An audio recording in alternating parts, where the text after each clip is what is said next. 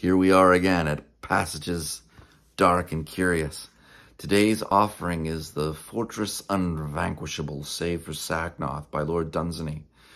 This is straight up hardcore fantasy at its best. Lord Dunsany was an influence on some of the more epic fantasy writers like J.R.R.Tolkien and C.S. Lewis. And I even discovered that he was an influence on Michael Moorcock, which is interesting to me because as I was reading this short story, you could easily plug in Elric for Leothric, and you could plug in Stormbringer for the sword Sacnoth, and you wouldn't miss a beat. All of my fellow makers of myth in the world of roleplay, this Dunsany story is dedicated to you. If you like the story, if you like what you hear, please like, subscribe, share. Say hello and like, subscribe, share. Like, subscribe, share, comments. Come with me to Passages Dark and Curious.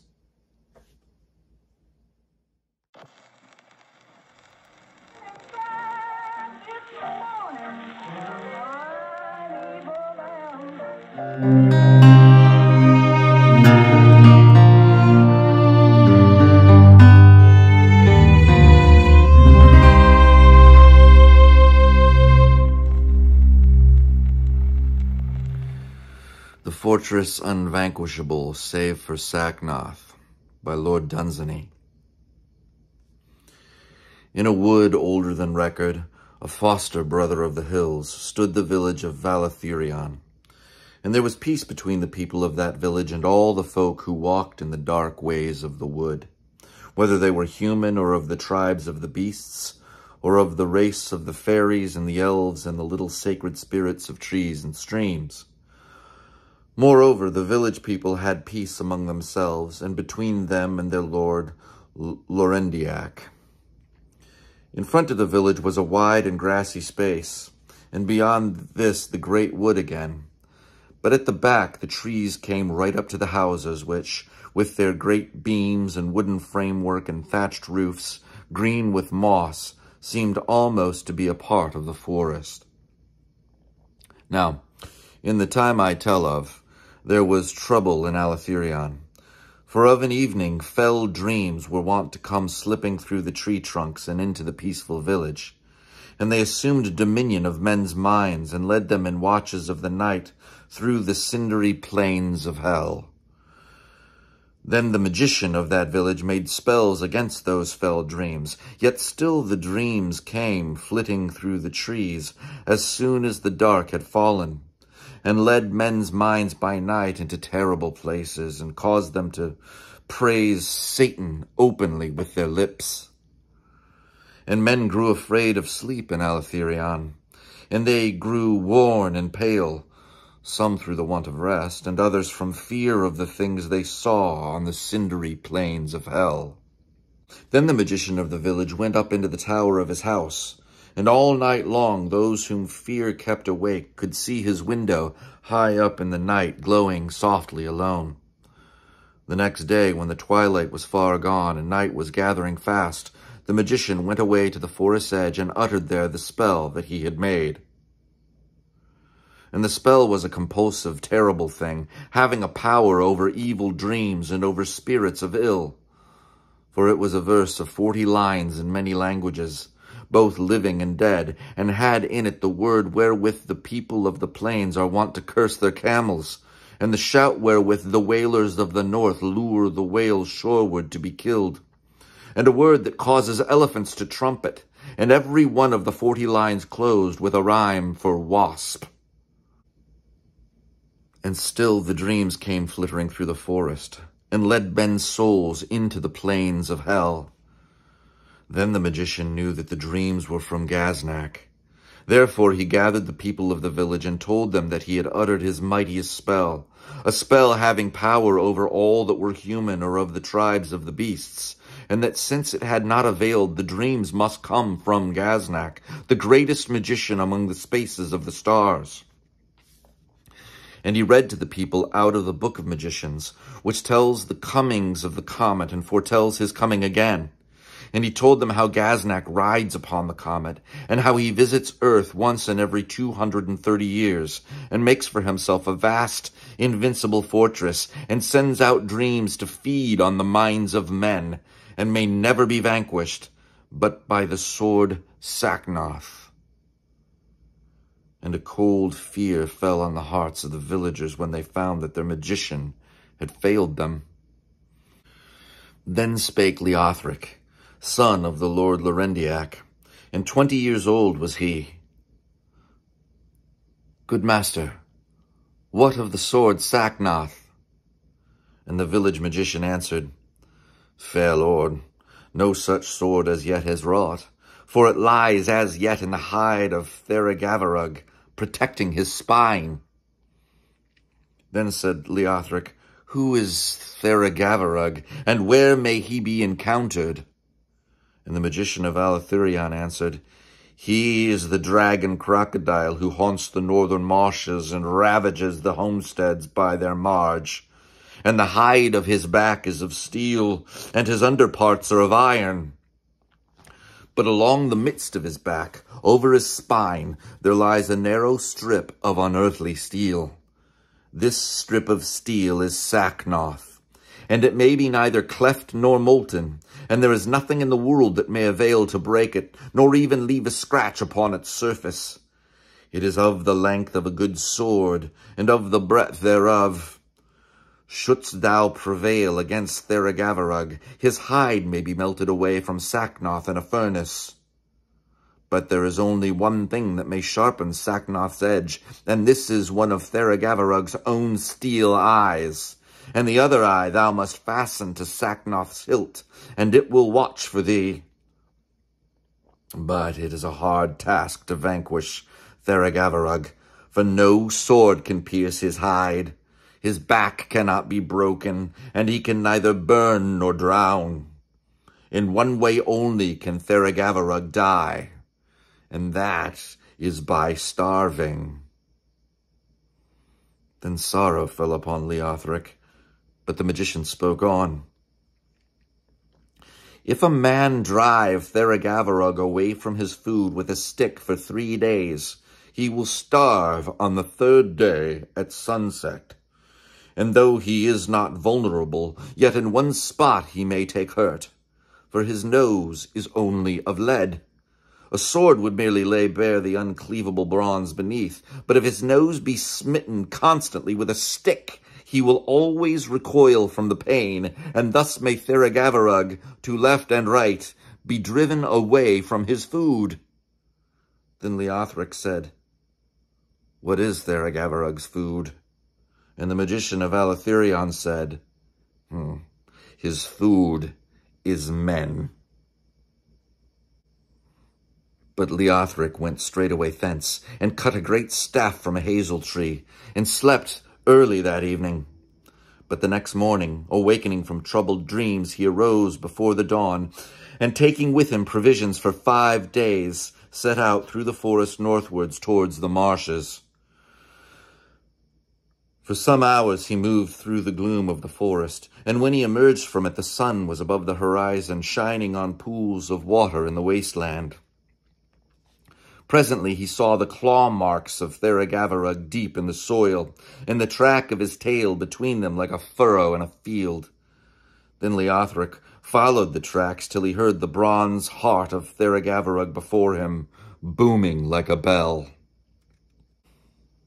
And Theragavarug, it being the hour when he took the first meal of the day, was moving toward a village with his heart tolling. And all the people of the village were come out to meet him, as it was their wont to do, for they abode not the suspense of awaiting Theragavarug, and of hearing him sniffing brazenly as he went from door to door, pondering slowly in his metal mind what habitant he should choose. And none dared to flee, for in the days when the villagers fled from Theragavarug, he, having chosen his victim, would track him tirelessly, like a doom. Nothing availed them against Theragavorug. Once they climbed the trees when he came, but Theragavorug went up to one, arching his back and leaning over slightly, and rasped against the trunk until it fell. And when Leothric came near, Theragavorug saw him out of one of his small steel eyes and came towards him leisurely, and the echoes of his heart swirled up through his open mouth. And Leothric stepped sideways from his onset and came between him and the village and smote him on the nose, and the blow of the stick made a dint in the soft lead. And Theragavorug swung clumsily away, uttering one fearful cry like the sound of a great church bell that had become possessed of a soul that fluttered upward from the tombs at night, an evil soul giving the bell a voice. Then he attacked Leothric, snarling, and again Leothric stepped aside and smote him on the nose with his stick. Theragavorug uttered like a bell, howling, and whenever the dragon crocodile attacked him or turned towards the village, Leothric smote him again. So all day long Leothric drove the monster with a stick, and he drove him farther and farther from his prey, with his heart tolling angrily and his voice crying out for pain. Towards evening, Theragavorug ceased to snap at Leothric, but ran before him to avoid the stick, for his nose was sore and shining, and in the gloaming the villagers came out and danced to cymbal and psaltery.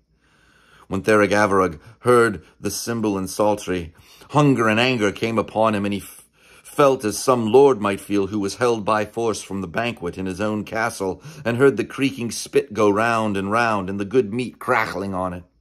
And all that night he attacked Leothric fiercely, and ofttimes nearly caught him in the darkness, for his gleaming eyes of steel could see as well by night as by day.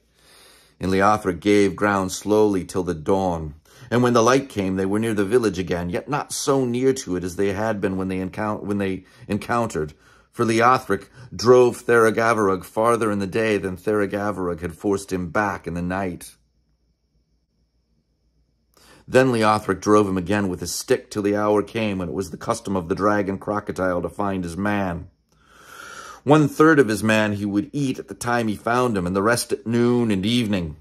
But when the hour came for finding his man, a great fierceness came on Theragavorug, and he grabbed rapidly at Leothric, but could not seize him, and for a long while neither of them would retire.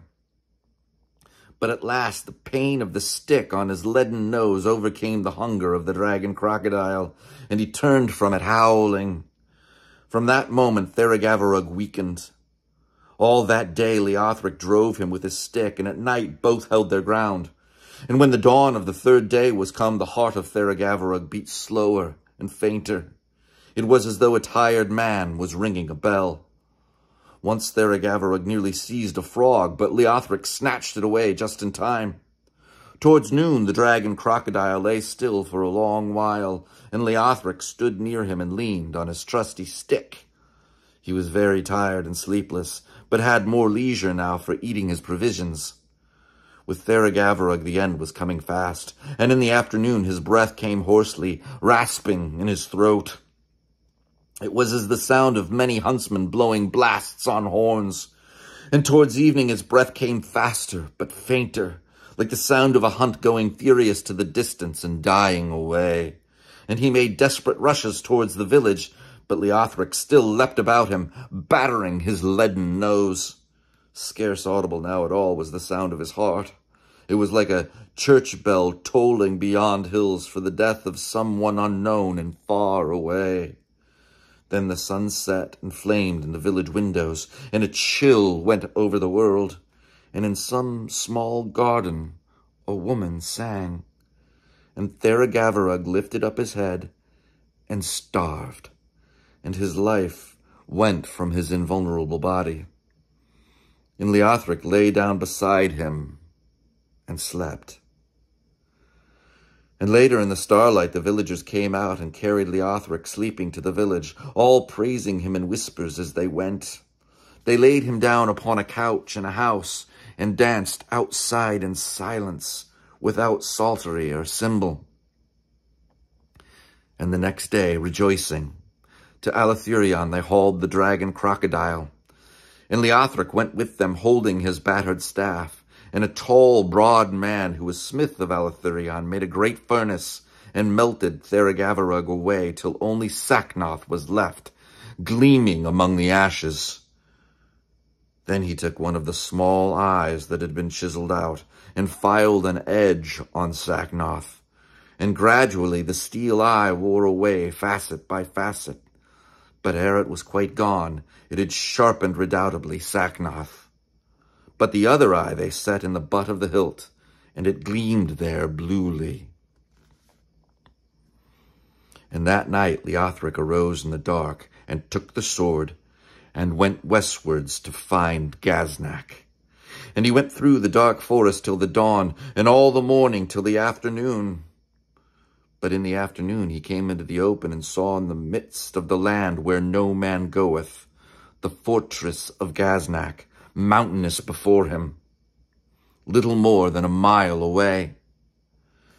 And Leothric saw that the land was marsh and desolate, and the fortress went up all white out of it, with many buttresses, and was broad below, but narrowed higher up, and was full of gleaming windows with the light upon them.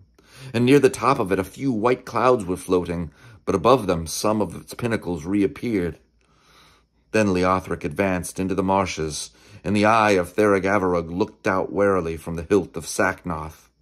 For Theragavarug had known the marshes well, and the sword nudged Leothric to the right, or pulled him to the left, away from the dangerous places, and so brought him safely to the fortress walls.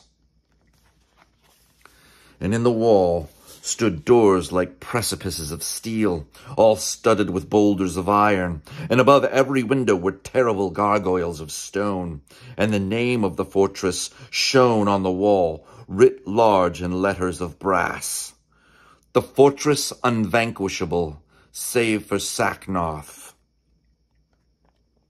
Then Leothric drew and revealed Sacnoth, and all the gargoyles grinned, and the grin went flickering from face to face right up into the cloud-abiding gables.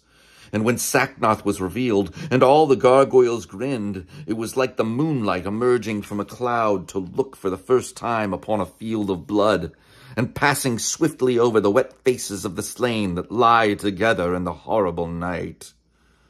Then Leothric advanced towards a door, and it was mightier than the marble quarry, Sacramona, from which of old men cut enormous slabs to build the abbey of the Holy Tears.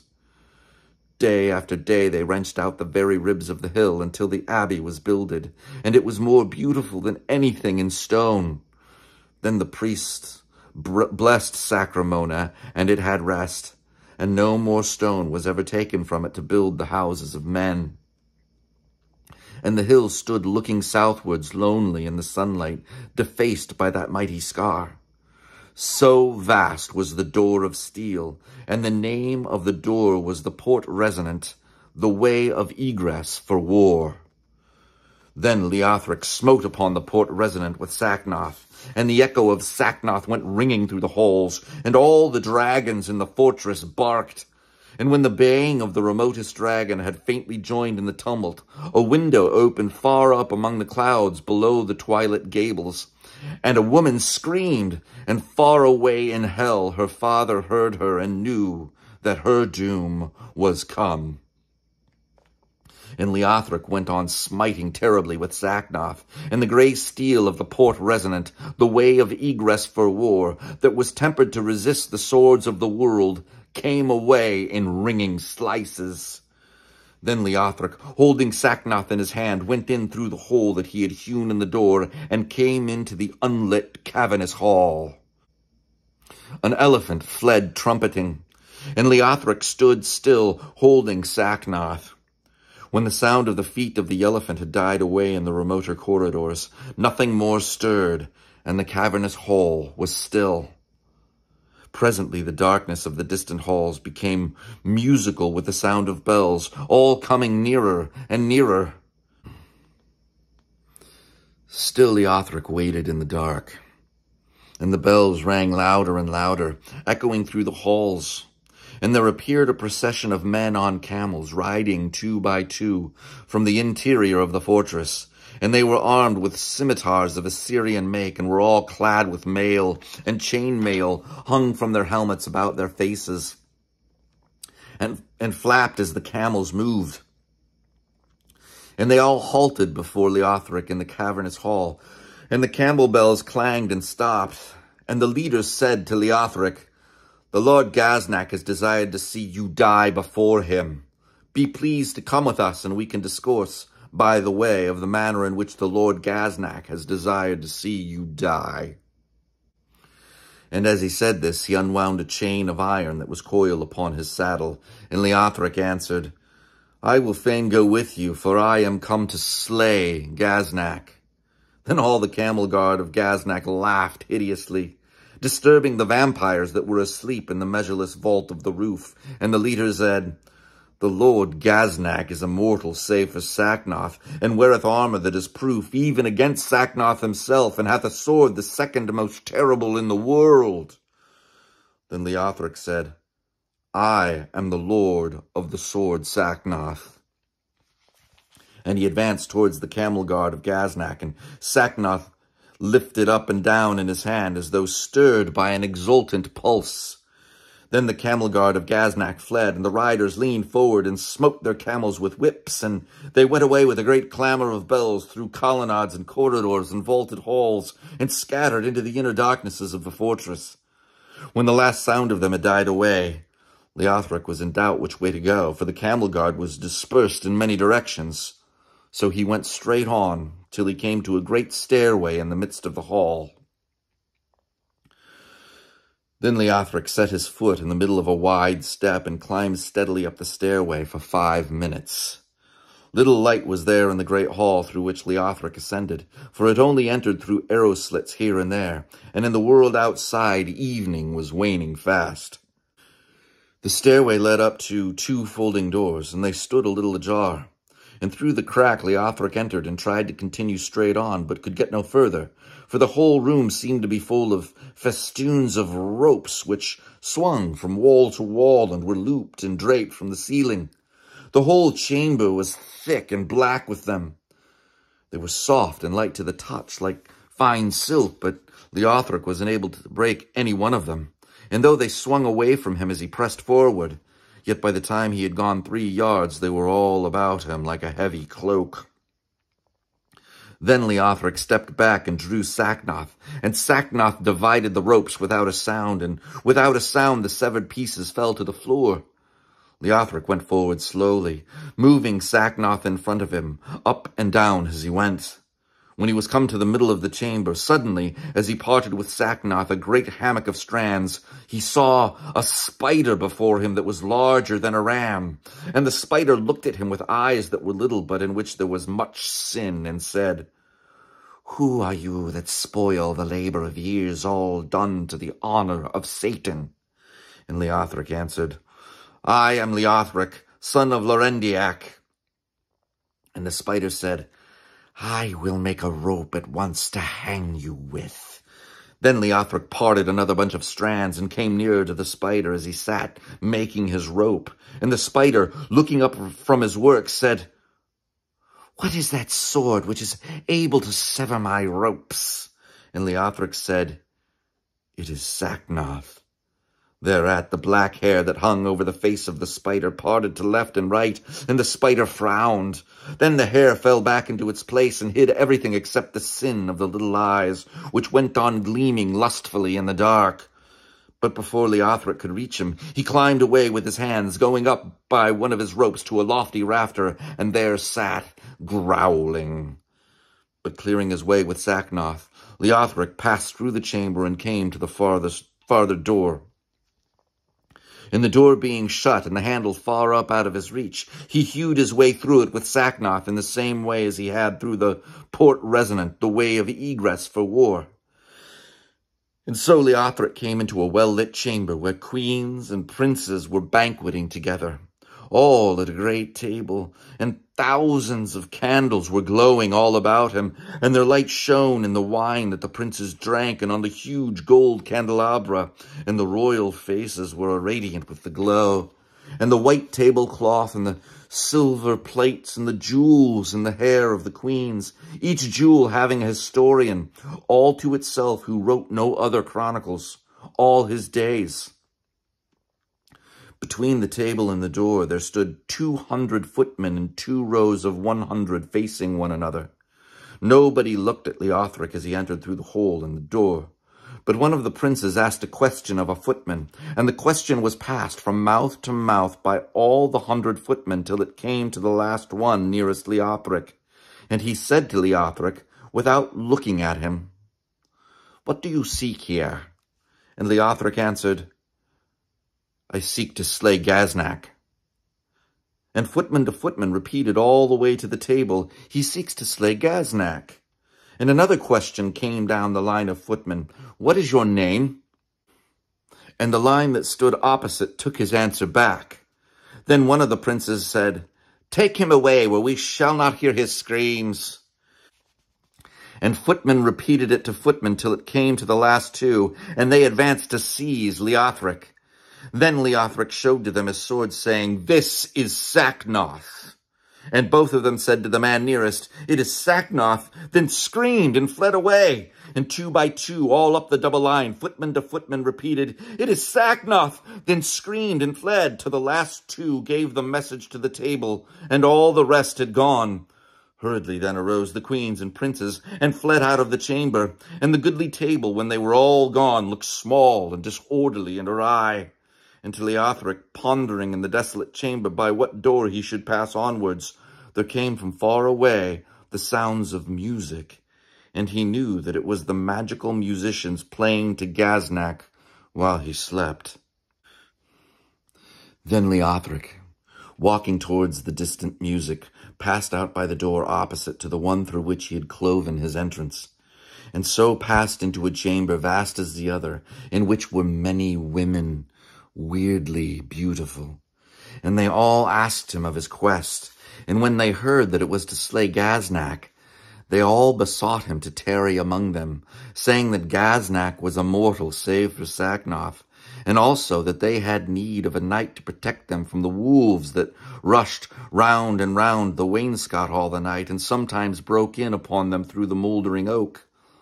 Perhaps Leothric had been tempted to tarry had they been human women, for theirs was a strange beauty.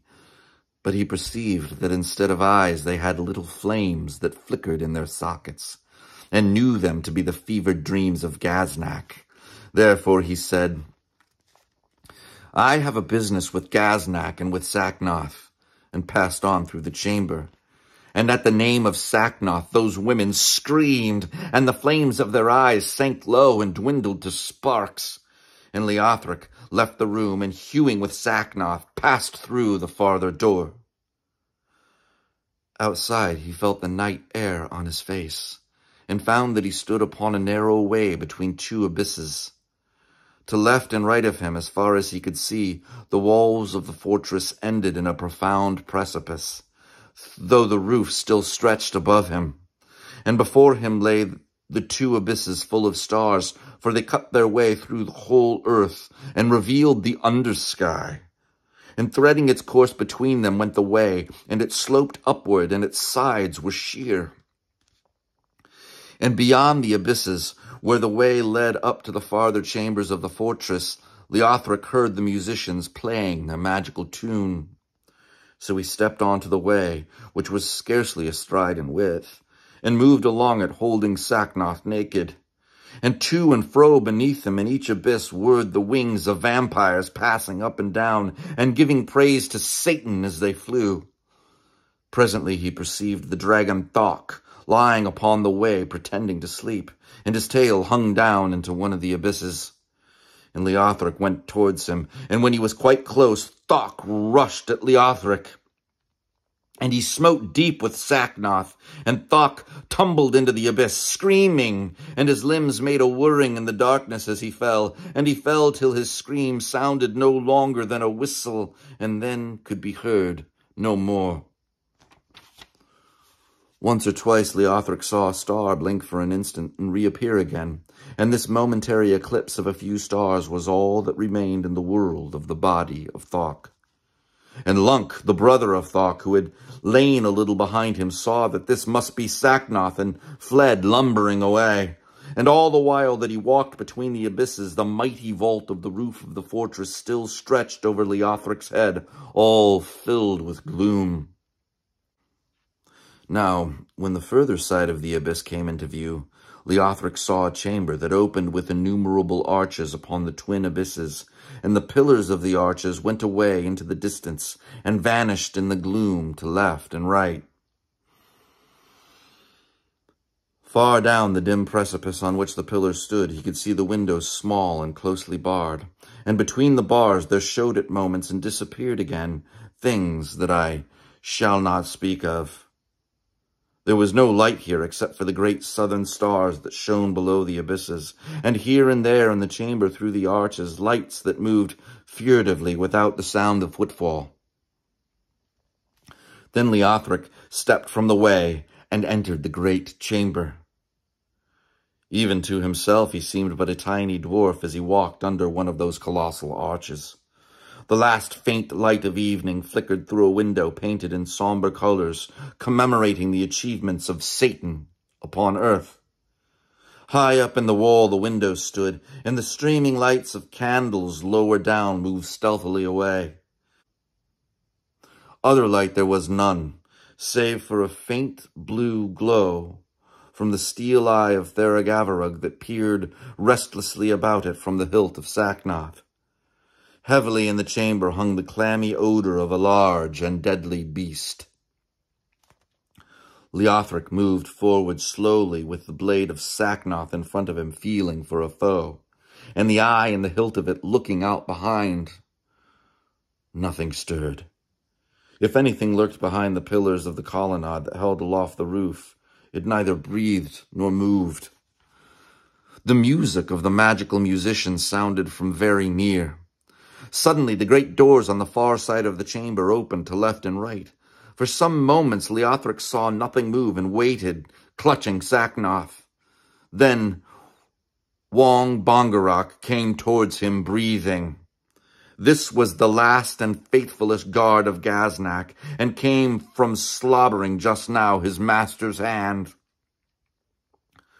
More as a child than a dragon was Gaznak wont to treat him, giving him often in his fingers tender pieces of man, all smoking from his table.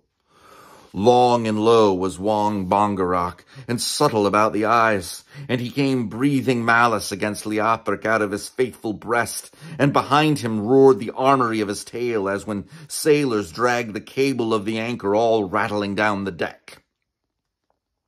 And well Wong Bongarok knew that he now faced Sacnoth, for it had been his wont to prophesy quietly to himself for many years as he lay curled at the feet of Gaznak.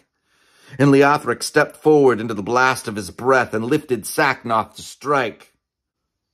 But when Sacnoth was lifted up, the eye of Theragavarug in the butt of the hilt beheld the dragon and perceived his subtlety.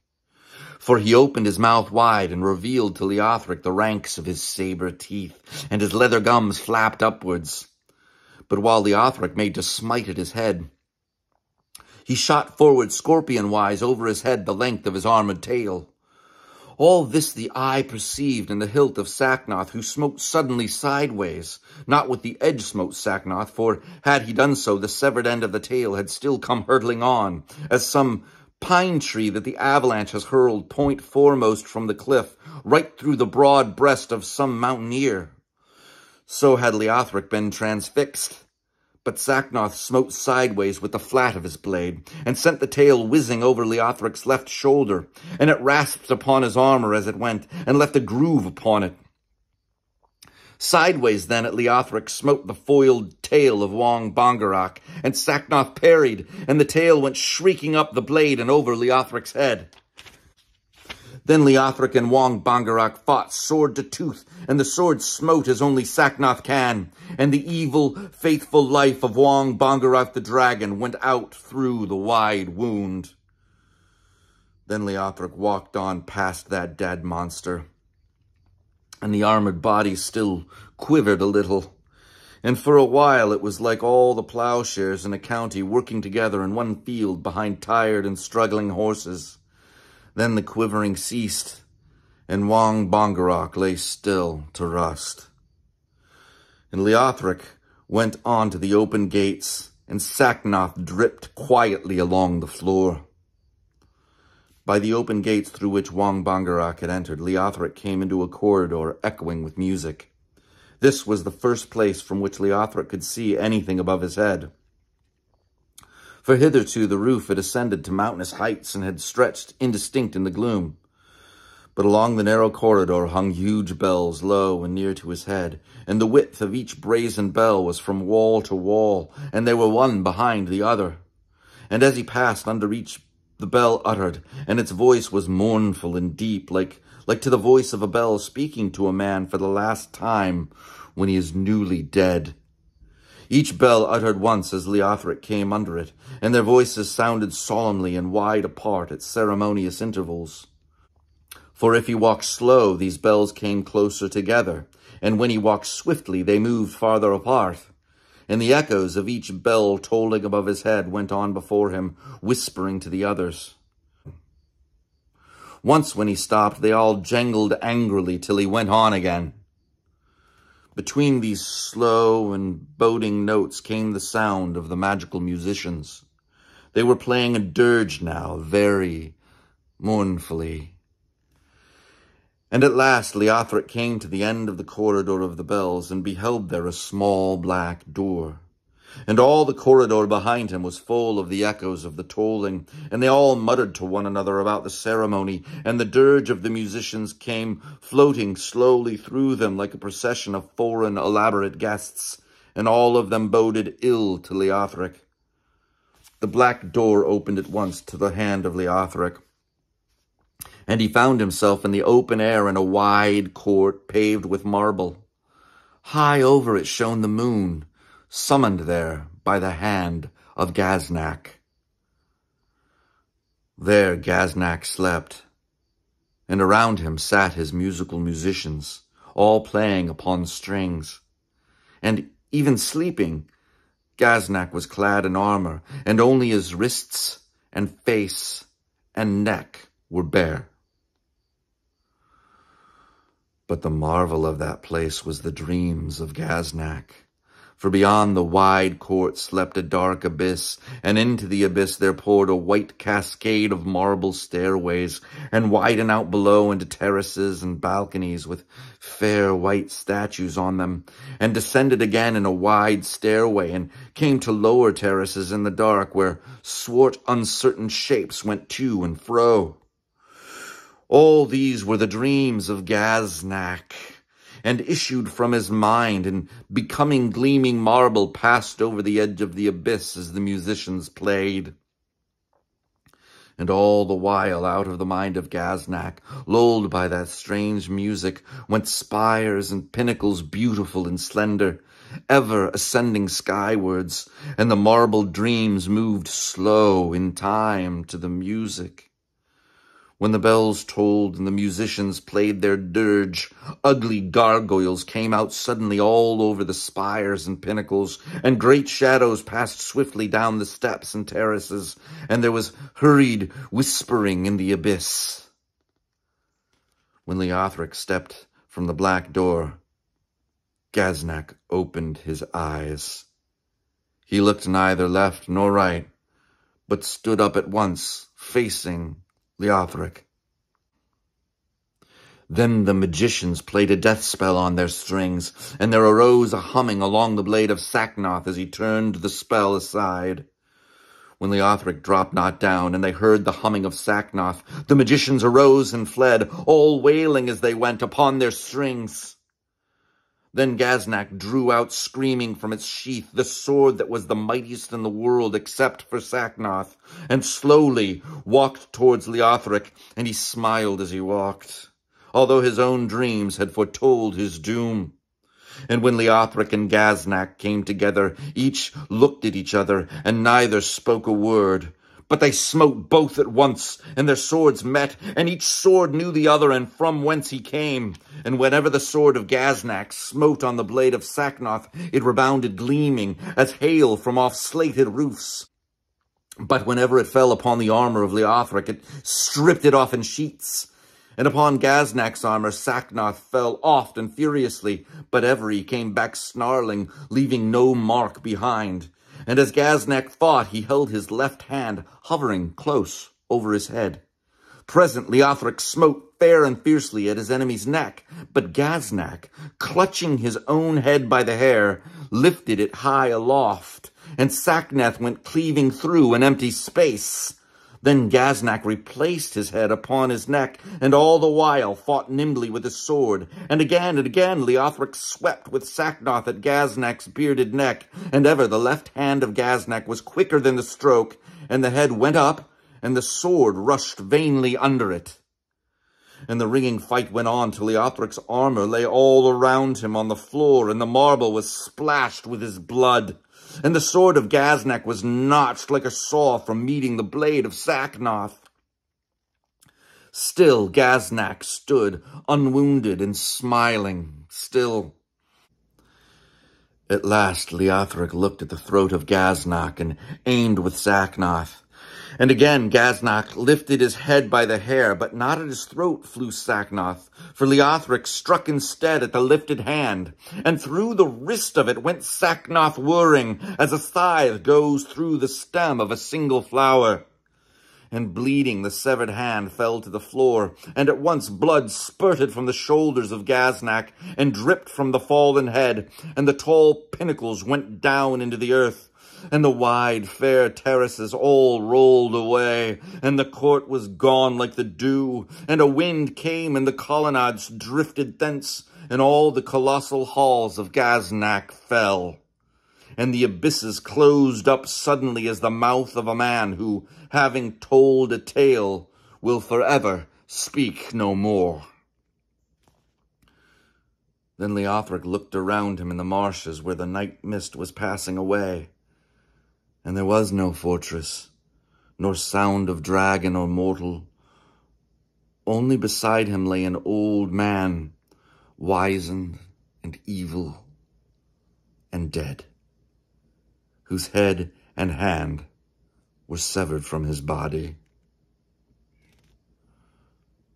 And gradually over the wide lands the dawn was coming up, and ever growing in beauty as it came, like to the peal of an organ played by a master's hand, growing louder and lovelier as the soul of the master warms, and at last giving praise with all its mighty voice. Then the birds sang, and Leothric went homeward, and left the marshes and came to the dark wood, and the light of the dawn ascending lit him upon his way. And into Alatherion he came ere noon, and with him brought the evil wizened head. And the people rejoiced, and their nights of trouble ceased. This is the tale of the vanquishing of the fortress Unvanquishable save for Sacnoth, and of its passing away as it is told and believed by those who love the mystic days of old. Others have said, and vainly claimed to prove, that a fever came to Alatherion and went away, and that this same fever drove Leothric into the marshes by night, and made him dream there and act violently with a sword. And others again say that there hath been no town of Alatherion, and that Leothric never lived. Peace to them. The gardener hath gathered up the autumn's leaves. Who shall see them again, or who wot of them? And who shall say what hath befallen in the days of long ago?